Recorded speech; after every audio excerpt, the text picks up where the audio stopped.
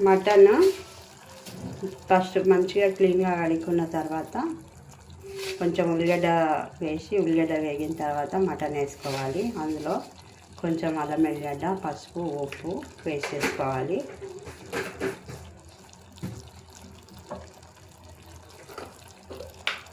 కొంచెం గరం మసాలా పొడి కూడా వేసేసుకోవాలి.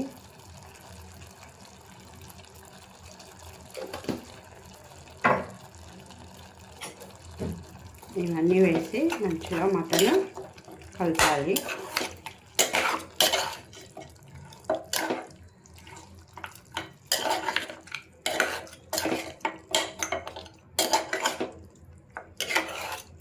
కొంచెం కొత్తిమీర పుదీనా వేసుకోవాలి.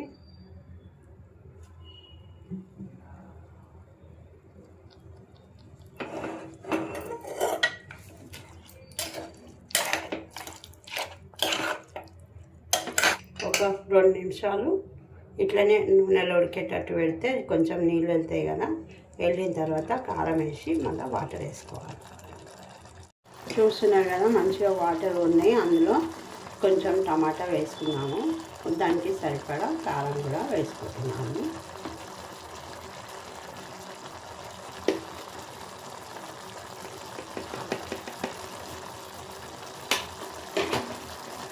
ఎందుకంటే ఇందులో కొంచెం విజిల్స్ వచ్చినాక పులుసు పోద్దామని ఇందులోనే టమాటా వేస్తున్నాను. ఇప్పుడు ఇలా టమాటా మటన్ ఉడికిన తర్వాత విజిల్స్ పోయినాక కొంచెం పులుసు కూడా వేసుకోవాలి. పులుసు మసాలా మంచి మటన్ కూర్మా తయారవుతుంది. మసాలా కూడా వేసేసుకుంటున్నాము.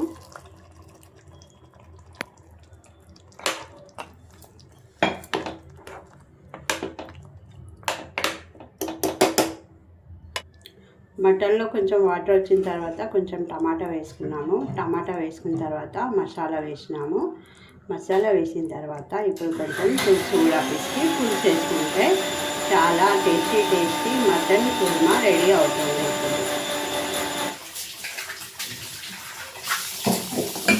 ఇప్పుడు ఇందులో మనము పులుసు వేసుకున్నాం.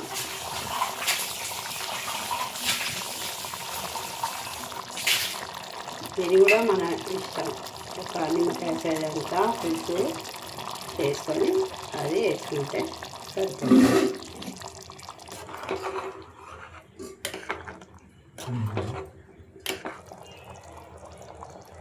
చూస్తున్నారు కదా మన మటన్ కూర్మా రెడీ అయిపోయింది. ఇట్లా మసాలా వేసి చేసుకుంటే చాలా బాగుంటుంది. బగారా రైస్లోకి mutton kurma with bagara rice. మీరు కూడా ఒకసారి ఇలా ట్రై చేయండి. మంచి కామెంట్స్ పెట్టండి. మా ఛానల్ను షేర్ చేయండి, సబ్స్క్రైబ్ చేయండి, లైక్ చేయండి. Thank you friends.